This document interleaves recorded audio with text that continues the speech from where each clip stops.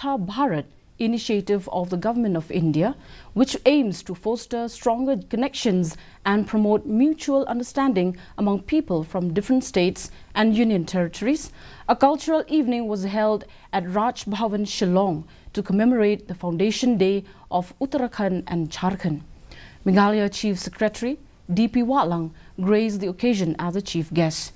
In his address, D.P. Watlang lauded the central government's initiative to celebrate the Foundation Day of various states, emphasizing its invaluable role in fostering greater integration and nurturing a deeper appreciation for each other's languages, customs and cultures.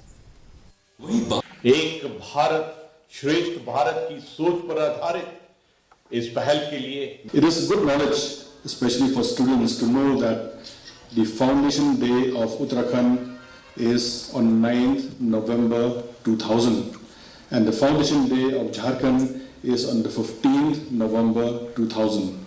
They are the 27th and the 28th state of the Indian Union. So the small trivia you all should collect and get yourself informed, because information is knowledge in today's world.